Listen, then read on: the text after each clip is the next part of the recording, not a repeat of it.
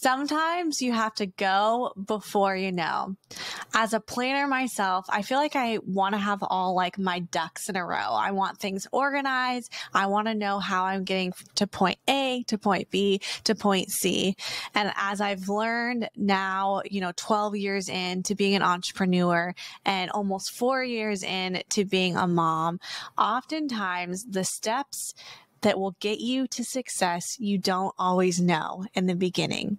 And that's normal and that's okay. And so when Stephen and I refer to this phrase, go before you know, we're talking about those steps of faith that are needed to take to get from where you are to where you want to be. And I've seen this in so many different areas in our life. And I want to tell you a fun story about our son, Oliver. Oliver's middle name is Wave.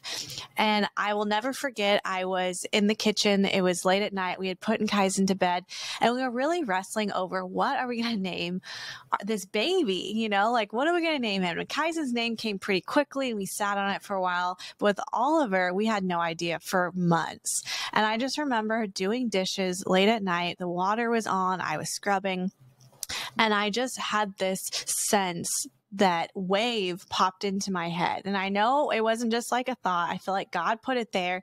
And I just told Steve, I said, part of our son's name is going to be Wave. And I don't know why. And I asked him, what do you think about Wave? And so we really just sat with this idea of Wave. And as we dug into what we felt like Wave meant in our own life, I want to share it with you. And we're big on naming our kids things that are very meaningful, that have impact.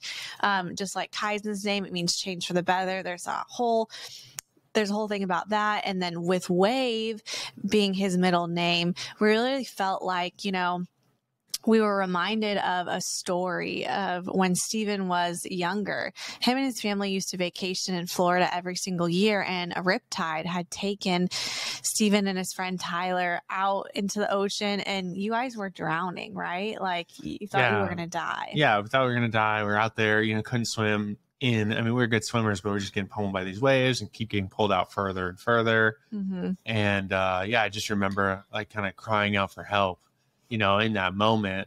And this is really one of the first times I felt like I experienced God. And so I really cried like, help, mm-hmm. I'm dying. Mm-hmm. And what I really sensed in that moment was to start paddling, mm-hmm. right? To start paddling. So I started paddling because at that point I was kind of giving up.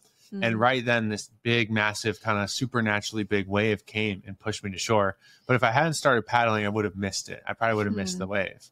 And so this thing has come back to us throughout the years in entrepreneurship, because there's so many moments where you might feel like that. You're in the ocean, you're not sure, like you're feeling like you're drowning, right? Mm-hmm. Or you're in the abyss, you're in the unknown. Mm-hmm. And you got to start paddling. Mm-hmm. You got to start paddling, and the paddling, the momentum, like that's something God can partner with, right? Mm-hmm. And so there's been many times in our life where we've had to take that step of faith. I always go back to the Indiana Jones visual. Mm-hmm. If you are an Indiana Jones fan, there's a scene in this movie where he has to cross this chasm, this abyss, and it's like looks impossible. And he has to cross this dark, big pit, and you just don't know. But he has the faith to go, you know what? I feel like there's something there. So he takes this step of faith, and he starts falling, but all of a sudden, boom, his foot hits like an invisible bridge that's there. And it's such a key analogy for entrepreneurship. And we've seen this time and time again. And it's so funny how Chelsea really came up with this name, and then the meaning came later. Mm-hmm. And Oliver was kind of on our list for a while as well. And even that name, as we dug into it, we kind of started seeing all these connections, like Olive really represents peace. And we are a household that we really want to lean into peace. We want to have that be part of our core family values. But then also, like, I kind of grew up skateboarding, and Ollie was like a skateboarding move. But when the Ollie happened, like before the Ollie, everyone was on the ground. But the Ollie is how people started going off the ground, and it completely changed like the whole trajectory of the sport. So it was kind of like a catalyst. And it's so funny, like when we came up with that, because we had another friend when we were kind of in this whole, like we were at dinner and what name should we name? And she was like, I feel like it's going to be something like catalyst, like kind of like it's going to mean like catalyst, or it's going to mean like, that thing that changes everything. Right. And so just seeing these like parallels come together, But sometimes you got to go before you know. Sometimes we didn't know Mhm. all the details, and a name is a name. Like it's like, for us, it's a big deal, and it's something very meaningful, important. But like sometimes these are big life decisions where you're like, Mhm. man, I feel like I'm supposed to do this, supposed to quit the job. I'm supposed to start this opportunity. I'm supposed to start saving money, but I'm not sure what it's for yet. Right. Mhm. Like Yeah. sometimes you just get these hunches Yeah. and you got to go, and eventually you'll know. And you're like, oh, I'm so glad I went. I Mhm. took action when it wasn't clear. Mhm. Yeah. So we just want to encourage you today that sometimes you have to go before you know all the answers, before you know point A to point B. You know, we have so many people, we talk about Rainmakers often, our Rainmaker program. We have people come in, and I totally get it. You want to know A, B, and C, and you want to know how to file your taxes and what name should I name this. And sometimes you're not going to know that in the beginning. And I get that it's exciting, but I also just want to put you at ease. Like when you are starting out and you are doing something new, whether you have a ton of experience in that area or not, you're not going to know all the pieces. You're just not going to know, and you're not supposed to know. Yeah, either. I feel like if you knew, you wouldn't do it sometimes. Yeah. Like or you'd already be doing I remember it. seeing a post in the group that was like, I want to know, I really want to do this business, but I kind of want to know all the details before I do it. And I kind of was like, hey, you're a mom. I see that. Like if you had to know all the details of raising a child before you had a baby, would you have had a baby? Right? Like sometimes like even parenting is such a good analogy because there's so much you don't know, but literally stepping into it, you kind of receive what you need in those moments. And you don't need to know how to talk about sex with your teenager, or actually you should probably do it sooner than that, when your kid is 2 years old, right? But I remember Chelsea worrying about that, like, when are we going to talk to the boys about these things, right? And I was like, hey, they're just like 2 right now, you know? And I know you should do that pretty early on these days. It's happening right around the corner. However, it's like, do you really need to worry about that today if that's really tomorrow's problem? Okay, you're really equipped for today. There's enough things to worry about today. Okay. And if you can just be present about what is that Indiana Jones step that you're taking today, not like, you know, what's coming down the bridge. Like it's okay to know a little bit about the future, right? And like, you know, you got lights on your car. But sometimes it's good not to know what's out there because you're not ready to conquer those things because you got to go through the stuff here. Right.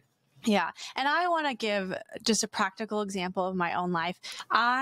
So we were in the wedding industry, and my personal Instagram account for the longest time was mostly, and kind of still is, like pretty photos of other people. Like it was our clients that we were working with, it was newborn families, and it was a little bit of our life from time to time. But that's really what that main account was.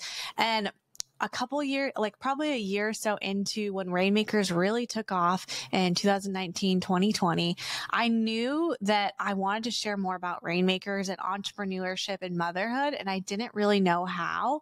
And instead of trying to like force this content or this vision I had, I just kind of like, I knew that eventually there would be a time when I would start sharing more, but I didn't have all the pieces together. And when I was pregnant with Oliver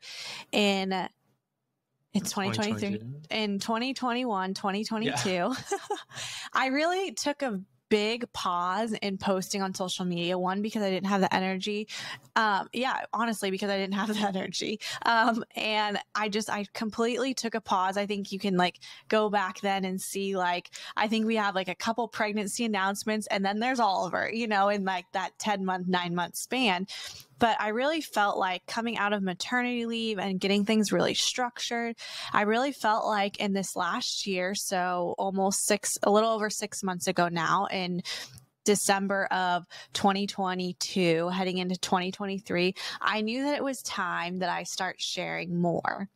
And I didn't have all the steps. I didn't have like the full vision. I just knew that I was supposed to start sharing more. So we have an amazing team member who already helps us with this podcast and social media. And so I reached out to her and I just said, hey, I feel like it's time to start. I refer it as releasing my voice. It's time to start sharing more. And I feel really vulnerable and scared because this is different content. And I feel like there are some deep things in my heart that I need to like share and express. And so we just met and we kind of created a game plan of what that would look like moving forward. And a couple months into that game plan, if you follow along on my social media, which I would love for you to connect with me over there on Instagram at Chels_Diaz, I share a lot more about like motherhood and Rainmakers and entrepreneurship and things that are on my heart that do connect to Rainmakers in this podcast, but are also like slightly different, where I have my own flavor on it.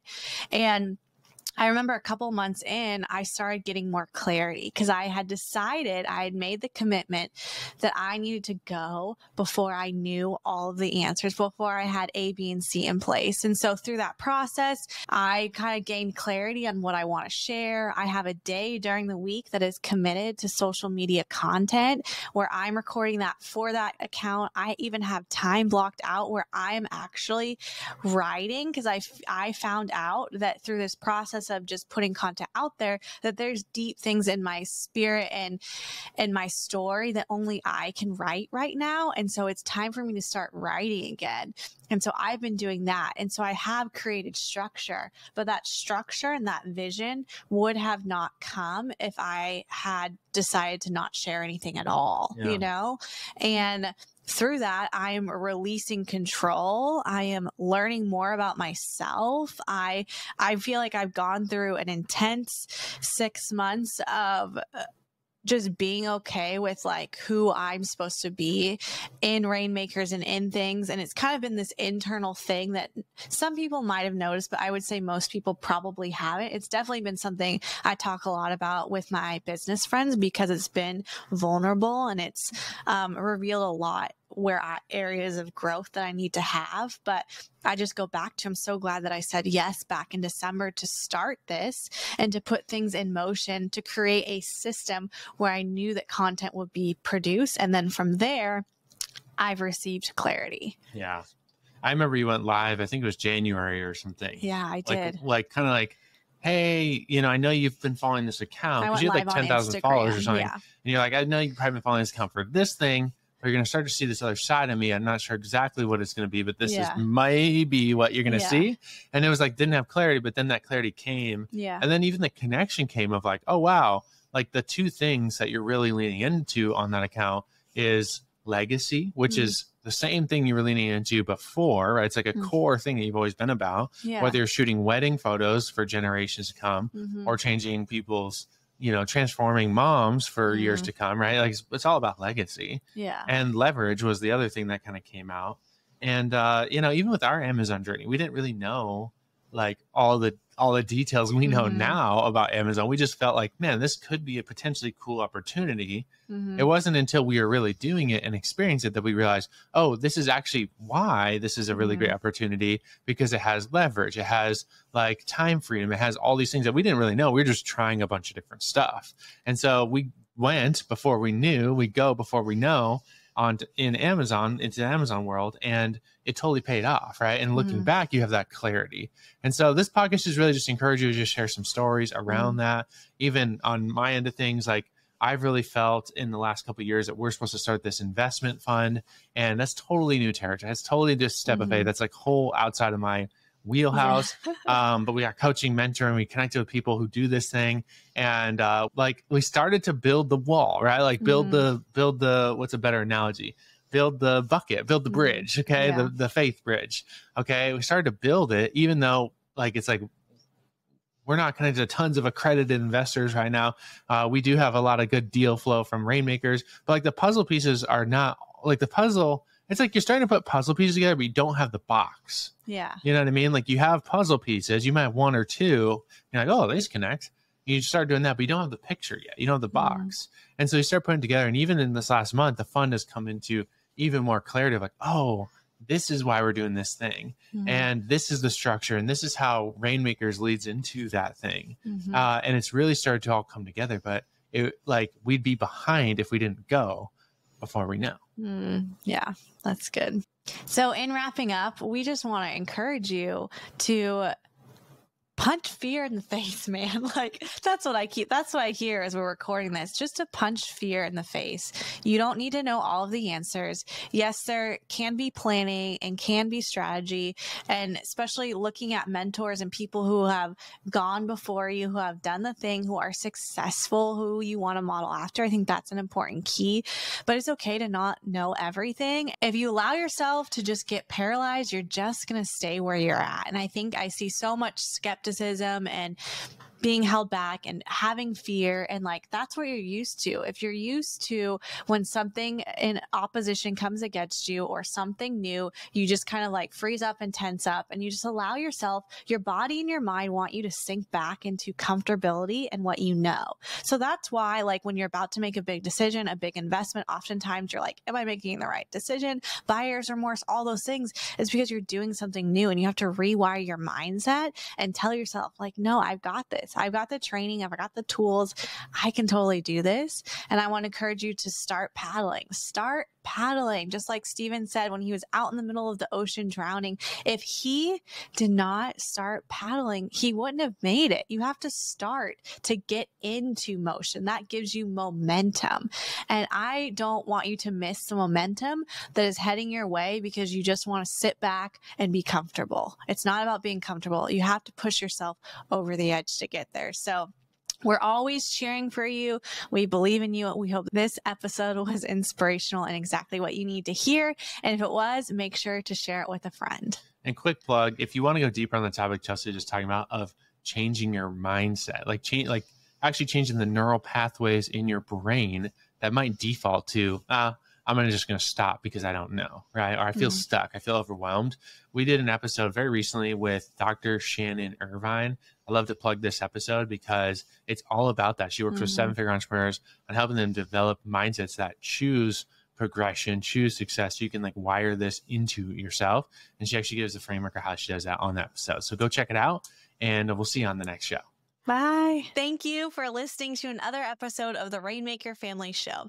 Hey, if you are not a part of our Rainmaker Mastermind, we have a new opportunity for you to book a one-on-one strategy call with one of our Rainmaker coaches. If you want to get a call with them, see if it's a good fit for you to work with us to build a business that allows you to have time freedom and financial freedom, you can get that call at makeItrainmama.com/podcast.